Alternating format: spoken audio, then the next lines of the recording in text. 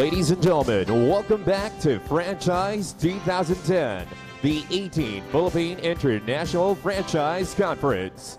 Let's give a round of applause to our host, the founder and president of PowerSpeak Incorporated, Mr. Severino Joey P. Reyes III. Good afternoon. How was your lunch?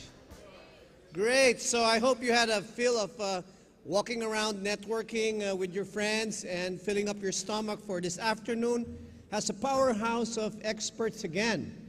You know, I heard a story behind one of the secrets now in franchising is to keep your friends close, but you keep your franchisees closer. So anyway, this afternoon we're going to have a lot of powerful speakers and to talk about international expansion, social responsibility, and unconventional business strategies that entrepreneurs could explore and exploit for business advancements.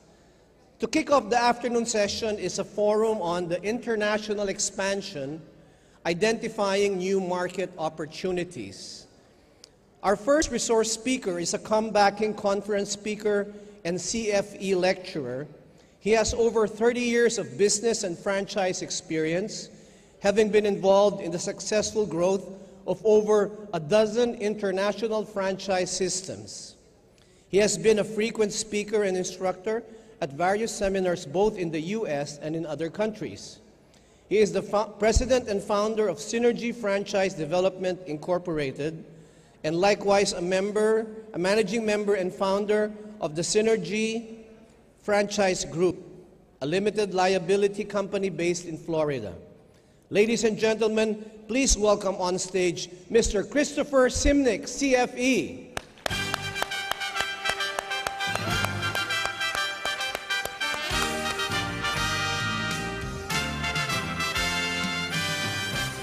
Our next panelist is an educator and marketing guru who strongly advocates the fostering of cooperation between training institutions and export trade promotion agencies in the Asia-Pacific region. A recipient of the 1998 Agora Award for Outstanding Achievement in Marketing Education from the Philippine Marketing Association, she is currently a full-time professor at the College of Business and Economics at the De La Salle University. Ladies and gentlemen, a warm round of applause for the President of the Association of Training Institutions for Foreign Trade in Asia and the Pacific, or ATIFTAP, Dr. Luz Suplico Jong.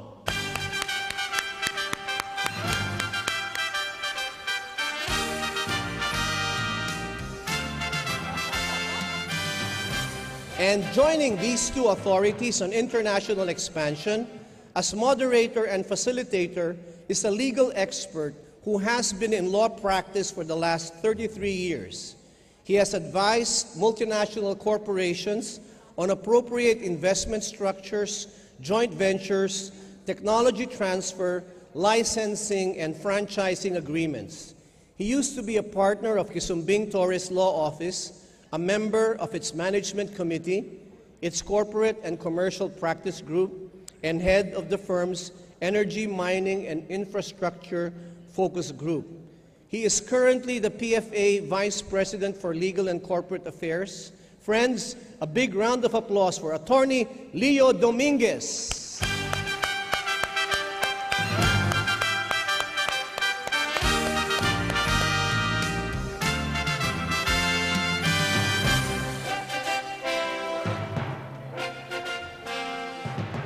Now, giving us the first of three presentations is an acknowledged expert on the U.S. market and its franchise systems. Ladies and gentlemen, Mr. Christopher Simnick, CFE.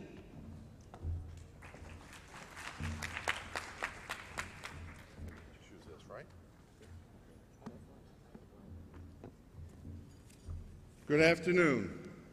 And I know that we just ate, so try to have a quick cup of coffee, shake it out, don't get the afternoon droopies, and I try not to bore you with too many charts and graphs.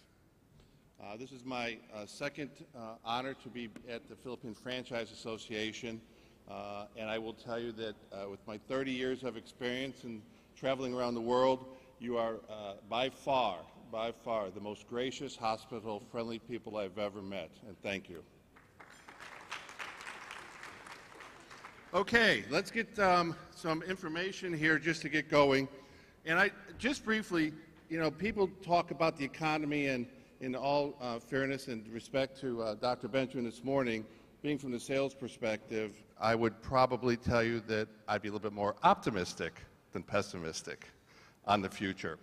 You know, franchising has a history of growth and prosperity the worse the economies get. I think it provides opportunities unparalleled because people who lose their positions and their jobs make decisions that they might not normally make had they had the comfort or perceived, I tell you, security of a job. And the rumors of the demise of franchising in the United States are greatly overestimated. Okay, just briefly, in the U.S., we have roughly 3,000 concepts as of 2007, of which there were about 350 new systems opening or registering each year, because many of our franchise systems may register and never franchise. So the numbers may be deceiving. The next number, I don't want to scare anybody, but you know, if you don't do this right, as a system, you could fail. And I think that's dangerous to franchising, and I think you should be aware of when you go into business, you're going into franchising for a purpose. And the purpose should not be to see how many you can open and how much you can make. It should be to how many opportunities you can provide for how long of a period of time. Franchise systems with over 1,000 units represent less than 3% of all franchise concepts. Those with over 500, less than 10%. Those with over 250, less than 15%, which means over 80% of all franchise concepts have less than 100 units. Remember, make it a quality issue, not just a quantity issue. And I might state, in the countries I deal with presently, mostly Europe, that the Philippine Franchise Association has done more in 18 years than I might even challenge the IFA to claim in the last 18 years, so congratulations. Just for the sake of geographics, the regions that we break the United States up are West Rocky Mountain, where Texas is Southwest, the Midwest, where you would see Illinois, Chicago, and the Great Lakes, the Southeast, and then the Northeast. If you're looking to expand to the United States, I might suggest to you that you make sure that, you know, it's 300 million people, 3,000 miles across, and probably as diverse as many other places, so it doesn't mean that you're going to want to be necessarily everywhere. Make sure that you're going into a place that you come in with a clear market and a clear, unique potential. Two of my aunts are blessed to come from the Philippines, one from here in Manila and one from down in the South, and they tell me that when are the Philippine franchises coming to the States? And I tell them, well, Potato Corner, Max's are there. They say, but not in Chicago. So, you know, if you look at places to go, Philippine franchises often want to go where they think the Filipino market is. I might suggest to you that that might be a mistake.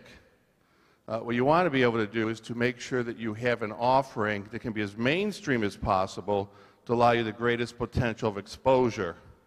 It doesn't mean that you couldn't open up in areas where the food or the concept may be more familiar, but it has to be branded well enough so it gains wider acceptance. Also, before you get there, and if you're an upstart franchise with any consideration of franchising, I might suggest that you do some registration, trademarking, and some legwork now. There's two things in franchising you got to be aware of. One is pirating. At least you can see a pirate ship coming after you, and you can shoot back when they shoot at you. But the other one that's more concerning to franchising should be the pariahs. Those are the pseudo-franchises, or those who think they're franchises, or want to take a legitimate concept or legitimate industry and try to sneak in and not do it the right way. And then quite obviously, people worry about the economy, but I wouldn't worry so much about the economy as I worried about your concept and the ability to market it. Right? Factors coming in is going to be your investors and your Zs. 2010, much like the professor said this morning, has an opportunity for another slowdown, although I'm not an apocalyptic thinker, so I don't think we're going to fall off the cliff. I just think it gives us a chance to retrench. But I think 2011 and 12 are going to be very good opportunities for not only the U.S., but I would probably include all of the North American market. And then I think that if you're going to look to do it in 2010 through 12, you better get started now, because by the time you get ramped up, you could miss your own window of opportunity.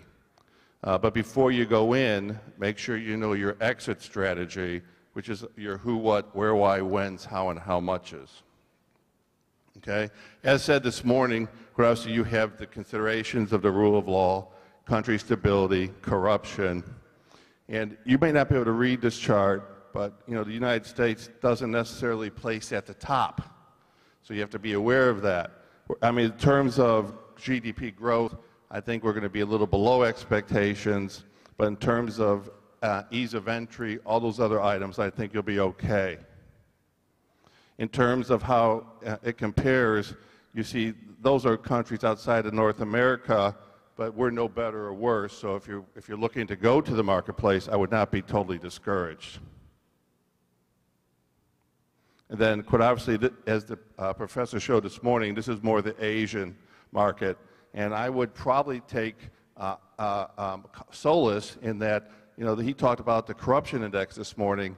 I think that a North American, I can tell you, Americans as a whole are extremely confident with your new government and totally feel that there's probably a big turn, so the comfort level, I think, will increase greatly. The Economic Freedom Index you saw this morning, you can see that the United States is really number 8, and although if you're looking to go to the U.S., quite obviously it's pretty easy, but if you look at the Economic Index, it's a little more challenging for some of our concepts to come back over here to the Philippines. The Corruption Index, I think I would not be surprised if you looked at this number in a year and a half and saw the Philippines well below the 100 number. So I think you should be very confident about that. It's amazing what a world we've come to, and we decide how profitable or how affluent we are by the Big Mac Index, isn't it? Right? We used to talk about future growth, and I just think this is interesting. Kind of tells you, it's more of what we call the affordability index. So if you kind of know, they always joke, if you know what it costs to buy a Big Mac anywhere, you kind of know what the other cost of living and the ease of entry into it. Our Global Growth Index, I think that anybody who's put out data that's any more than 60, 90 days old is probably going to have to rethink that. Although I wish we could just all turn off the news, stop watching the stock markets, and just go do our jobs and grow our businesses, because we become our own worst enemies in self-fulfilling prophecies. And again, the Worldwide Growth Index. People talk about the emerging markets growing more rapidly, but I think what you've got to look at is what is the market potential. You might have 1 billion people in China, but if only 100 million of those are consumers, that would be the same size market as Mexico. So don't just look at the size of the ease of entry, but make sure you look at the growth in terms of what your total penetration possibilities are. And then quite obviously, we talk about things over and over again, and in order to try to have a conversation about it, I'd much rather listen to some of the questions that come up. But these information that we use come from NOVA, which is who helps us with the mini MBA course, and then Edwards Global Services, who uses the Transparency International data that you read here. If you have any questions or you want to read these more closely, you can either email me or just go to SFG Now, and you'll find the documents there. Thank you very much. I look forward to answering your questions.